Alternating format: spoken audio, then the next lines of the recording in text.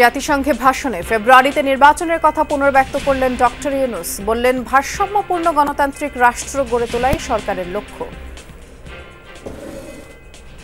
স্বচ্ছতা ও জবাবদিহিতা, আইনের শাসন নিশ্চিত করবার জন্য আমাদের নিরবচ্ছিন্নভাবে নাগরিক বান্ধব সংস্কার চালিয়ে যাচ্ছে।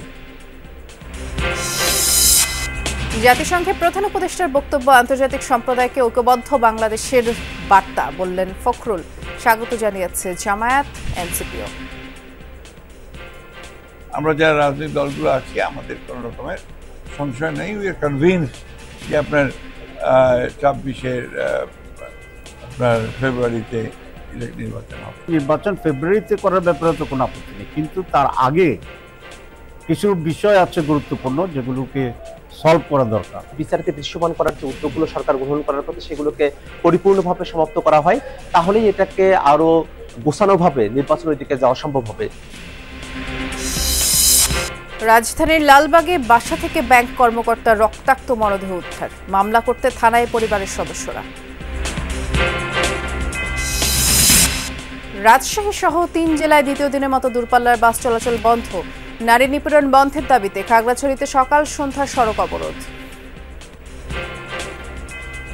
সাজেকে এসে পড়েছি, আমাদের রিসোর্টও বুকিং আছে, কিন্তু আমরা যেতে পারতেছি না। আমাদের জন্য খুবই ভোগান্তি, খুবই কষ্টকর। আমরা একদিন যদি কাজ করতে না পারি, দ্বিতীয় দিন আমাদের জন্য খাওয়া দাওয়া ফ্যামিলি চালানো খুবই কষ্ট আমাদের জন্য।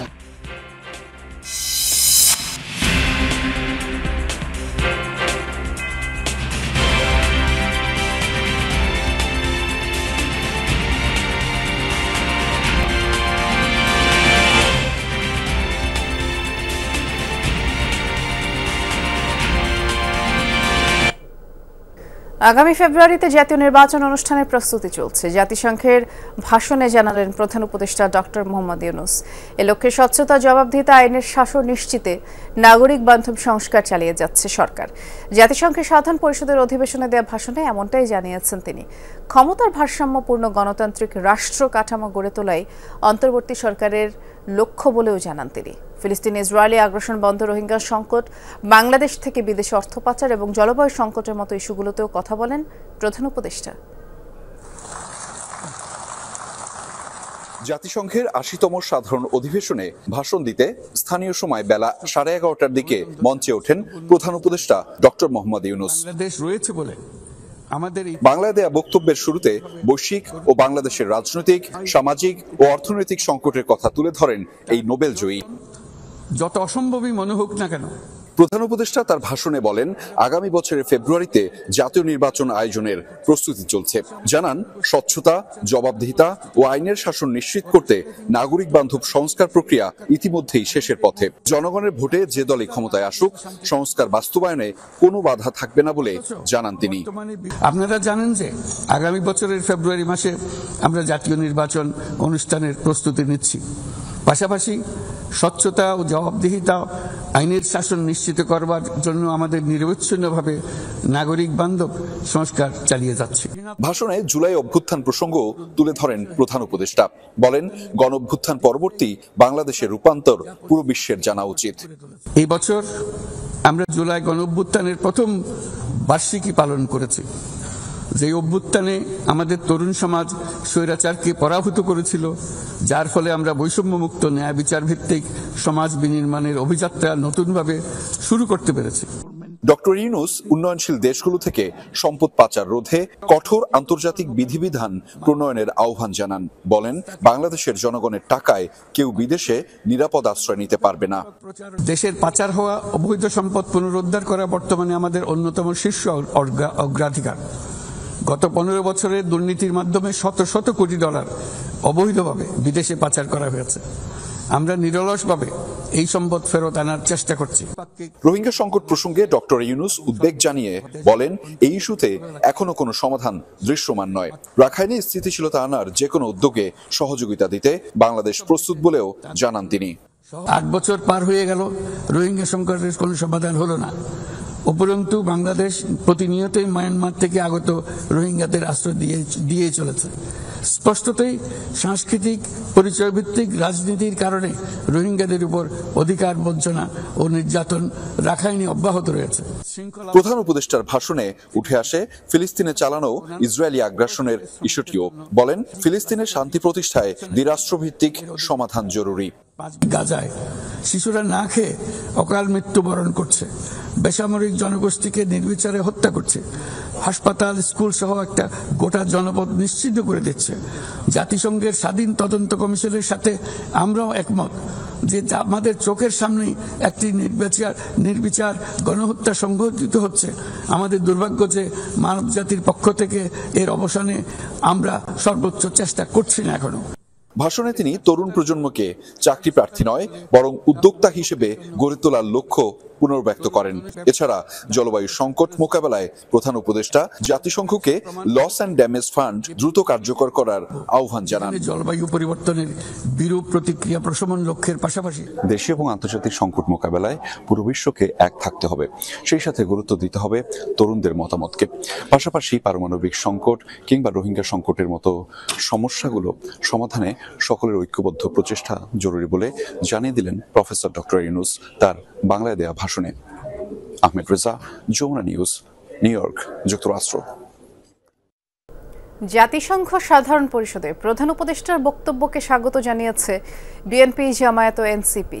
সরকার প্রধানের সফর সঙ্গী বিএনপি মহাসচিব বলছেন, এর মধ্য দিয়ে আন্তর্জাতিক সম্প্রদায়কে ঐক্যবদ্ধ বাংলাদেশের বার্তা দিয়েছেন তিনি। ফেব্রুয়ারিতে নির্বাচন নিয়ে আপত্তি নেই উল্লেখ করে তার আগে সংস্কার ও জুলাই সনদ বাস্তবায়নের উপর জোর দিয়েছেন জামায়াত ও এনসিপি নেতারা।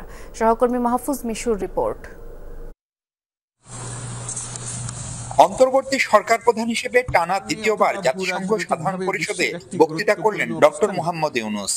বাংলাদেশ রয়েছে বলে বিশ্বমঞ্চে দাঁড়িয়েও ঘোষিত সময়ে নির্বাচন নিয়ে সরকার এগোচ্ছে বলে জানান তিনি। আগামী বছরের ফেব্রুয়ারি মাসে আমরা জাতীয় নির্বাচন অনুষ্ঠানের প্রস্তুতি নিচ্ছি। জাতিসংঘ সাধারণ পরিষদের অধিবেশনে প্রধান উপদেষ্টার পাশেই ছিলেন বিএনপি মহাসচিব সহ 6 রাজনৈতিক নেতা। সরকারের পক্ষে কেবল পররাষ্ট্র উপদেষ্টা ছিলেন তখন। দেশের পাচার হওয়া অবৈধ সম্পদ পুনরুদ্ধার করা বর্তমানে আমাদের অন্যতম শীর্ষ অগ্রাধিকার। নির্বাচন ইস্যুতে সরকার প্রধানের বক্তব্য নিয়ে বিএনপির মনোভাব জানান দলটির মহাসচিব। জাতির যে ঐক্য, এই ঐক্যটাকে প্রকাশ করা, যেটাতে আমি মনে করি ইউনিক আপনার একটা এফোর্ট, এবং বাংলাদেশের প্রেক্ষিতে এটা খুবই প্রয়োজন। গত কিছুদিন ধরে তিনি যে কথাগুলো বলে আসছে, এই ব্যাপারে আমাদের অন্তত কোনো সংশয় নেই। আমরা যারা রাজনৈতিক দলগুলো আছি, আমাদের কোনো রকমের সংশয় নেই। উই আর কনভিন্স যে আপনার 26-এর আপনার ফেব্রুয়ারিতে নির্বাচন হবে। আনুষ্ঠানিকভাবে নিজেদের অবস্থান জানান জামায়াতের নায়েবে আমির। নির্বাচন ফেব্রুয়ারিতে করার ব্যাপারে তো কোনো আপত্তি নেই, কিন্তু তার আগে কিছু বিষয় আছে গুরুত্বপূর্ণ, যেগুলোকে সলভ করা দরকার। আমাদের জুলাই চার্টারেরও 3 অংশ। এক হচ্ছে ঐকমত্য পোষণ করা, আইনি ভিত্তি দেওয়া, আর তার ভিত্তিতে আগামী নির্বাচন অনুষ্ঠান করা। একটা হয়েছে, আমরা একমত হয়েছি, বাকি 2টা বাকি আছে। প্রায় অভিন্ন অবস্থানে জাতীয় নাগরিক পার্টিও। দলটিও সন্তুষ্ট সরকার প্রধানের বক্তব্যে। সংস্কারের যে কার্যক্রমগুলো আছে, বিচারকে দৃশ্যমান করার যে উদ্যোগগুলো সরকার গ্রহণ করার পথে, সেগুলোকে পরিপূর্ণভাবে সমাপ্ত করা হয়, তাহলেই এটাকে আরো গোছানোভাবে নির্বাচনের দিকে যাওয়া সম্ভব হবে। প্রথমবারের মতো সরকার প্রধানের সফর সঙ্গী হিসেবে সাধারণ পরিষদে অংশ নিলেন 3 দলের রাজনীতিকরা। প্রধান উপদেষ্টার সফর সঙ্গী হয়ে আসা রাজনীতিকরা বেশ সন্তুষ্ট জাতিসংঘে দেয়া তার বক্তৃতায়। তারা বলছেন, এর মধ্য দিয়ে অভিন্ন এবং ঐক্যবদ্ধ এক বাংলাদেশের বার্তা দেওয়ার চেষ্টা করেছে সরকার প্রধান। আর এই ধারা অব্যাহত থাকলে আগামীতে দেশ আরো এগিয়ে যাবে বলে বিশ্বাস তাদের। Mahfuz Mishu, Jamuna News, New York, যুক্তরাষ্ট্র। পুরান ঢাকার লালবাগে নিহত ব্যাংক কর্মকর্তা নজরুল ইসলামের হত্যা রহস্য এখনও জানা যায়নি। তবে পরিবারের সদস্যরা মামলা করতে থানায় গেছেন। শুক্রবার নিজ বাসা থেকে তার রক্তাক্ত মরদেহ উদ্ধার করে পুলিশ। লালবাগের RNT রোডের জমজম টাওয়ারের 6ষ্ঠ তলার ফ্ল্যাট থেকে তার মরদেহ উদ্ধার করা হয়। নিহত নজরুলের বাড়ি গোপালগঞ্জ সদরে। পুলিশ জানায়, পরিবার নিয়ে ওই ফ্ল্যাটেই থাকতেন নজরুল। তিনি স্ট্যান্ডার্ড চার্টার্ড ব্যাংকের পুরান ঢাকার একটি শাখায় কর্মরত ছিলেন। শুক্রবার বিকেলে পুলিশ খবর পায় ঘরের ভেতরে তার মরদেহ পড়ে আছে। এরপরে ঘটনাস্থল থেকে মরদেহ উদ্ধার করে রাত 12:30টার দিকে ঢাকা মেডিকেলের মর্গে পাঠানো হয়। সে বাসায় নজরুলের মা, স্ত্রী, শাশুড়ি ও সন্তানরা ছিলেন। পাহাড়ে নারী নিপীড়ন বন্ধ এবং জড়িতদের শাস্তির দাবিতে খাগড়াছড়িতে যুগ্ম ছাত্র জনতার ব্যানারে চলছে সকাল সন্ধ্যা সড়ক অবরোধ। ভোর 6টা থেকে সদরের Changi bridge, Changi square, Mahajanpara সহ বেশ কিছু স্থানে সড়কে টায়ার জ্বালিয়ে এবং গাছের গুঁড়ি ফেলে অবরোধ করা হয়। সবকটি সড়ক বন্ধ করে দেয় যুগ্ম ছাত্র জনতা। এতে আটকা পড়েছে ঢাকা সহ বিভিন্ন স্থান থেকে ছেড়ে আসা খাগড়াছড়িগামী নৈশ কোচ। অবরোধের কারণে শহর থেকে ছেড়ে যায়নি দূরপাল্লার বাস, বন্ধ রয়েছে অভ্যন্তরীণ রুটে যান চলাচল। অপ্রীতিকর পরিস্থিতি এড়াতে শহরের বিভিন্ন স্থানে অতিরিক্ত পুলিশ মোতায়েন করা হয়েছে। এর আগে গত মঙ্গলবার রাতে জেলা সদরের শিঙিনালা এলাকায় এক মারমা শিক্ষার্থীকে ধর্ষণের অভিযোগ এনে গত কয়েকদিন ধরে নানা কর্মসূচি পালন করছে যুগ্ম ছাত্র জনতা। শহরের ভিতর অভ্যন্তরে আইন শৃঙ্খলা পরিস্থিতি স্বাভাবিক রয়েছে। আমাদের অতিরিক্ত পিকেট পার্টি এবং মোবাইল টিম কাজ করছে। এখন তো সাজেক এসে পড়েছে, আমাদের রিসোর্টও বুকিং আছে, কিন্তু আমরা যেতে পারতেছি না। আমরা তো আইসে চরম ভোগান্তিতে আছি। আমরা হোটেল, রিসোর্ট সবকিছু বুক করা আছে। আমাদের জন্য খুবই ভোগান্তি, খুবই কষ্টকর। আমরা একদিন যদি কাজ করতে না পারি, দ্বিতীয় দিন আমাদের জন্য খাওয়া দাওয়া, ফ্যামিলি চালানো খুবই কষ্ট আমাদের জন্য। বাস মালিকদের ডাকা ধর্মঘটে আজ দ্বিতীয় দিনের মতো রাজশাহী, চাঁপাইনবাবগঞ্জ ও নাটোর থেকে বন্ধ রয়েছে দূরপাল্লার বাস চলাচল। সকাল থেকে ছেড়ে যায়নি এসব জেলা থেকে ঢাকা, চট্টগ্রাম সহ বিভিন্ন রুটের দূরপাল্লার কোনো বাস। চরম দুর্ভোগে পড়েছেন যাত্রীরা। ভেঙে ভেঙে তারা গন্তব্যে যাচ্ছেন, গুনতে হচ্ছে বাড়তি ভাড়া। এর আগে বৃহস্পতিবার রাতে হঠাৎ করে কাউন্টার থেকে বাস বন্ধের ঘোষণা দেন মালিকপক্ষ। সম্প্রতি বেতন বৃদ্ধির দাবিতে ধর্মঘট পালন করেন পরিবহন শ্রমিকরা। পরে 23 সেপ্টেম্বর ঢাকায় মালিকপক্ষ শ্রমিকদের বৈঠকে বেতন বাড়ানোর সিদ্ধান্ত নেওয়া হয়, যা 25 সেপ্টেম্বর থেকে কার্যকরের কথা ছিল। তবে হঠাৎ করে শ্রমিকদের সেই নির্ধারিত বেতন দিতে দ্বিমত জানান মালিকরা। এরপরে ধর্মঘট ডাকা হয়। চলতি মাসের 26 দিনে 13,000-এর বেশি মানুষ ডেঙ্গু আক্রান্ত হয়ে হাসপাতালে ভর্তি হয়েছে, আর মৃত্যু হয়েছে 66 জনের। এবছরের মধ্যে আক্রান্ত ও মৃত্যু সবচেয়ে বেশি এই চলতি মাসে। আগামী মাসে ডেঙ্গু পরিস্থিতির আরও অবনতির আশঙ্কা করছেন কীটতত্ত্ববিদরা। আরও জানাচ্ছেন সহকর্মী হাসান মিসবা। শরীরে তীব্র জ্বর, সঙ্গে আরও নানা উপসর্গ। নরসিংদী থেকে শুক্রবার রাজধানীর ডিএনসিসি হাসপাতালে এসেছেন শাহাদাত হোসেন। ডেঙ্গু সন্দেহে তাকে ভর্তির পরামর্শ দিলেন চিকিৎসক। ছুটির দিনেও জরুরি বিভাগে রোগীর ভিড়। এর মধ্যে ডেঙ্গুর উপসর্গ নিয়ে আসা রোগীর সংখ্যা কম নয়। রাজধানীর অন্য হাসপাতালগুলোর মধ্যে এখানেই সবচেয়ে বেশি ডেঙ্গু রোগী ভর্তি।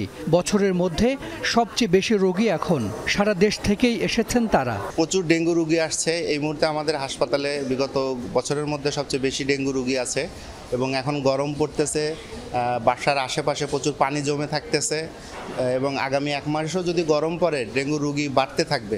স্বাস্থ্য অধিদপ্তরের তথ্য বলছে এই সপ্তাহে প্রায় 3,500 ডেঙ্গু রোগী হাসপাতালে ভর্তি হয়েছেন। কমানো যাচ্ছে না মৃত্যুও। গত মাসের চেয়ে এই মাসে মৃত্যুর সংখ্যা দ্বিগুণের কাছাকাছি। ডেঙ্গু রোগীর জন্য কিন্তু আমার 2 ঘন্টা 3 ঘন্টা সময় অত্যন্ত মূল্যবান যদি ক্রিটিক্যাল পিরিয়ডের মধ্যে থাকে। নিকটবর্তী যে হাসপাতাল আছে প্রথমে ওইখানে উপস্থিত হন, আপনি প্রাথমিক চিকিৎসাটা নেন, তারপরে ওনারা যদি বলে তখন মুভ করেন। আপনি নিজের থেকে মুভ করেন না। আমার ধারণা রোগীগুলা নিজের থেকে মুভ করতেছে, অনেক দূর থেকে আসতেছে ঢাকাতে। এইখানে একটা সমস্যা হচ্ছে। আক্রান্ত ও মৃত্যু বাড়লেও নেই মশা মারার আয়োজন। সারা দেশেই বেড়েছে মশার উৎপাত। গবেষণা বলছে আগামী মাসে ডেঙ্গু পরিস্থিতির আরও অবনতি হতে পারে। যে এডিস মশার ঘনত্বের যে ইন্ডেক্সটি এখন রয়েছে সেটি ডেঙ্গু ছড়ানোর জন্য বেশ উপযোগী মাত্রা রয়েছে। একদিকে ডেঙ্গু রোগী, এডিস মশার ঘনত্ব বেশি আছে এবং উপযোগী পরিবেশ, এই তিনটা থাকার কারণে এপিডেমিওলজিক্যাল যে ট্রায়াঙ্গেল যেটি আমরা দেখছি সেখান থেকে আমরা যে ফরকাস্টিং মডেলটি তৈরি করছি সেখানে দেখা যাচ্ছে যে অক্টোবর মাসে ডেঙ্গু পরিস্থিতি বেশ ভয়াবহ হওয়ার একটি ঝুঁকি আছে। স্বাস্থ্য বিভাগ জানিয়েছে ডেঙ্গু আক্রান্ত হয়ে সারা দেশের বিভিন্ন সরকারি বেসরকারি হাসপাতালে বর্তমানে চিকিৎসা নিচ্ছেন 2,000-এর বেশি রোগী। হাসান মিসবা, যমুনা নিউজ, ঢাকা। রোববার শুরু মহাষষ্ঠী। এদিন দেবী দুর্গা অধিবাস করবেন মর্তে।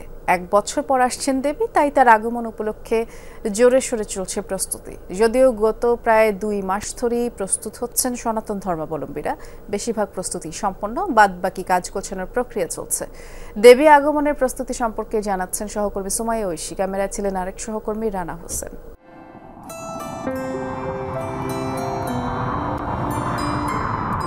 শরতের নরম আকাশে খণ্ড খণ্ড মেঘমালা,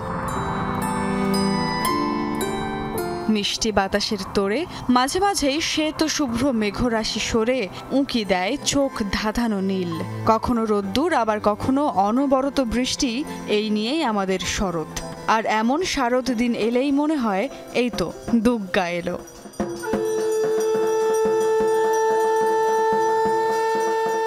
ছয় আশ্বিন সম্পন্ন মহালয়া, সায়ংকালে দেবী দুর্গার আমন্ত্রণ বোধন শেষে এখন ষষ্ঠীর অপেক্ষা।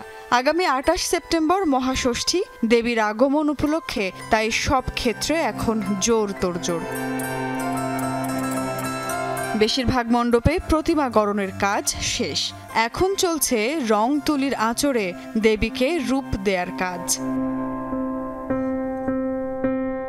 সাধারণত মাটির তাল ভেঙে ধীরে ধীরে এই মহাশক্তিকে আকার দেওয়ার কাজ শুরু হয় মাস 3 আগে থেকেই। এখন শুধু বাকি রং তুলিতে দেবীকে পূর্ণতা দান। কোনো মণ্ডপে রঙের কাজ প্রায় শেষ, কোথাও আবার কেবল শুরু দেবীকে রাঙিয়ে তোলা। এই মন্দিরের কাজ, রঙের কাজ কিছুটা হয়েছে, চোখ বাকি আছে, প্রিন্টের কাজ বাকি আছে, এই সব পঞ্চমীর আগে শেষ করতে হবে। আমাদের কাজ প্রায় শেষের দিকে, একটা মূর্তি আছে কালারের বাকি। সাধারণত ভাদ্র মাস থেকেই দুর্গাপূজার সরঞ্জাম কেনাকাটা শুরু হয়, বেশিরভাগ শেষ হয় মহালয়ার আগে। এখন চলছে বাকি থাকা টুকটাক কেনাকাটা। কেউ পূজা উপলক্ষে কিনে নিচ্ছেন 1 জোড়া নতুন শাখাপলা, কেউ বা দেবীর পরিধেয় বস্ত্র বা পূজার আনুষঙ্গিক। শঙ্খের ধ্বনি ছাড়া কি দুর্গাপূজা সম্পন্ন হয়, তাই কেউ আবার শঙ্খ কিনতে ব্যস্ত। পূজার ওই যে ঘটি বাটি ওইগুলো, তারপর ওই যে পূজার নৈবেদ্য দেওয়ার জন্য মায়ের শাড়ি কিনবো, মায়ের গহনা কিনবো, মায়ের অস্ত্র। আশ্বিন মাস পড়লে 1 তারিখ থেকে আমাদের পুজোর বেচাকেনি শুরু হয়, তবে এখন দ্রব্যমূল্যের দামের প্রচুর জন্য কাস্টমারের নাগালের বাইরে চলে গেছে। দুর্গাপূজা মানেই ঢাকের তালে নেচে ওঠা, তাই পূজার মৌসুমে ভীষণ ব্যস্ত কারিগররা। ঢাকের তাল ঠিক আছে কিনা তা শেষ মুহূর্তে মিলিয়ে নিচ্ছেন ঢাকিরা। এখন আমার যেগুলো ঢাক আছে এগুলা সব আশ্বিন মাসের দুর্গাপূজার অর্ডারই। গত বছরও প্রায় 10টার মতন ঢাক বিক্রি হয়েছে, এই বছরও তাও 60টার মতন ঢাক বিক্রি হয়েছে। এবার ঢাকা মহানগরীতে দুর্গাপূজা হবে 259টি মণ্ডপে। সারা দেশে মণ্ডপের সংখ্যা 33,355টি। সুমাইয়া ঐশী, যমুনা নিউজ, ঢাকা। জাতিসংঘে বিশ্ব নেতাদের যুদ্ধ বন্ধের আহ্বান, নিন্দা সমালোচনার তোয়াক্কা না করে গাজায় আগ্রাসনের মাত্রা আরও বাড়িয়েছে ইসরায়েল। সাধারণ পরিষদে প্রধানমন্ত্রী বেনিয়ামিন নেতানিয়াহুর ভাষণ চলাকালে গাজায় মুহুর্মুহু বিমান হামলা চলে। শুক্রবার 24 ঘন্টায় গড়ে প্রতি 8 থেকে 9 মিনিটে একবার বিমান হামলা চালিয়েছে তেল আবিব। একদিনে উপত্যকায় অন্তত 60 জন নিহত হয়েছে, এর মধ্যে শুধুমাত্র গাজা সিটিতেই 30 জন প্রাণ হারিয়েছে। ধ্বংসস্তূপের মধ্যে অনেকেই চাপা পড়ে আছে। প্রয়োজনীয় সরঞ্জাম ছাড়াই উদ্ধার কাজ চালিয়ে যাচ্ছে স্থানীয়রা। অ্যাম্বুলেন্স লক্ষ্য করে হামলা চালিয়েছে ইসরায়েলি সেনারা। গাজায় প্রায় 2 বছর ধরে চলমান আগ্রাসনে প্রাণ হারিয়েছে 65,000-এর বেশি মানুষ।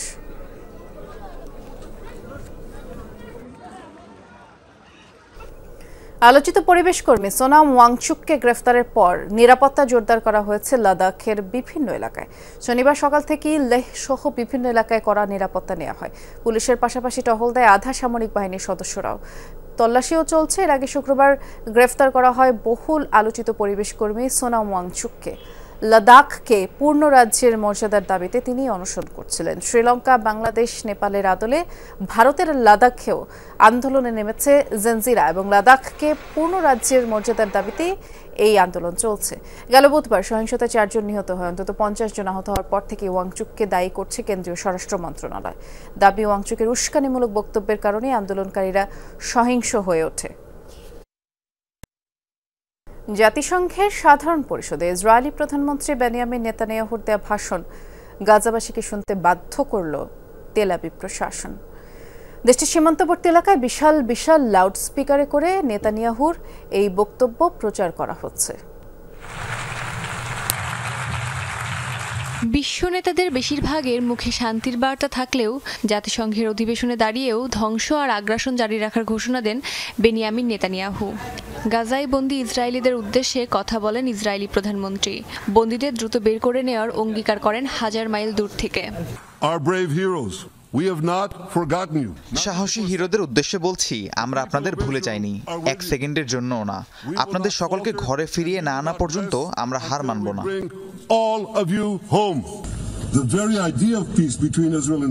ইসরায়েলের দক্ষিণে গাজার সীমান্তবর্তী এলাকায় লাউডস্পিকারে প্রচার করা হয় এই ভাষণ। বিশাল বিশাল স্পিকারে বাজতে থাকে নেতানিয়াহুর উদ্ধত উচ্চারণ, যা পৌঁছে যায় গাজার বিস্তীর্ণ এলাকায়। জিম্মিদের ধৈর্য ধরার আহ্বান জানানোর মধ্য দিয়ে যেন বিধ্বস্ত গাজাবাসীর মনোবল আরও ভেঙে দেওয়ার চেষ্টাই করলেন ইসরায়েলি প্রধানমন্ত্রী।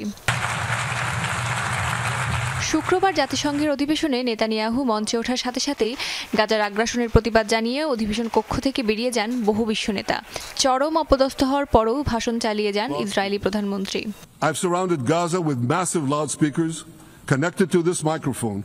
শুধু তাই নয়, নেতানিয়াহুর ভাষণ চলাকালে জাতিসংঘের সদর দপ্তরের বাইরে গাজার ইসরায়েলি আগ্রাসনের বিরুদ্ধে বিক্ষোভ করেছে বহু মানুষ।